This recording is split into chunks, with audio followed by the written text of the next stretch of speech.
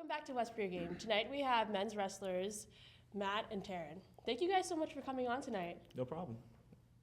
Well, Matt, as a freshman, you have done very well, as Brian Kent mentioned, at the Springfield meet that you guys had.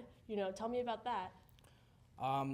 So at the Springfield meet, I had a tough match against a very tall, lanky kid, a sophomore, who was coming back from an injury, and he ended up having some troubles with his calf. He kept cramping up as the match went on, but we had a very tight, close match.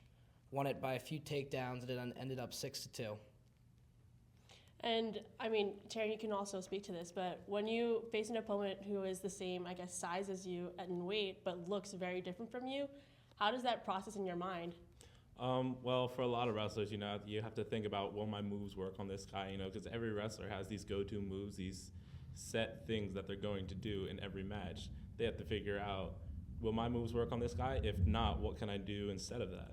So a lot of it is it's a lot of mental game, It's a lot of preparation, it's a lot of being prepared and ready for anybody. And what about you, Matt? What were you thinking, initially when you saw this tall, lanky sophomore, as you described? Personally, I hate wrestling against tall people because they can literally just put their hand on me and hold me back, and I'm reaching around like there's nothing you can do. And so I went into it trying to just out-muscle him, because as a stockier person, I can build more muscle as opposed to his weight from being much taller. So I went into it trying to out-muscle him, trying to get in close as possible, and I was able to do that. I was able to close the gap between us and make things work. So in practice, you guys, wrestle against each other, even though you guys are in different weight classes? Every now and again, me and Pelton, we can work out a little bit, but I try to get people more my size, around 165, while Pelton goes with people around his size at 141, 149. And are there any special guests in your practices?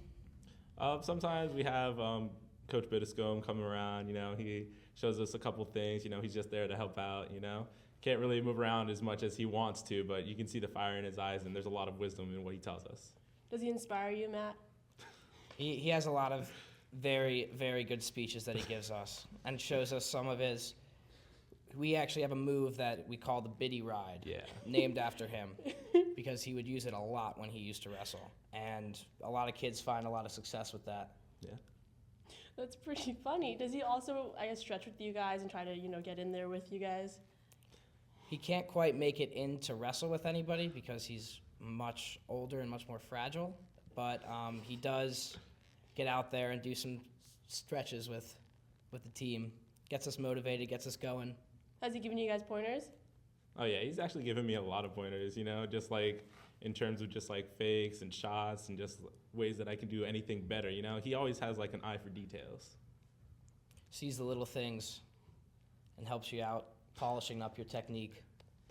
Well, you guys are very familiar with Biddiscombe's history as a coach and as, an athlete, I'm assuming. So, if he was in that state again, who would win, you guys or him? Oh, definitely me. Undoubtedly. No question. Are you sure? Oh, yeah, I'm pretty sure. Wrestling's all about confidence. Well, thank you guys so much for coming on to the show tonight. No problem. No problem.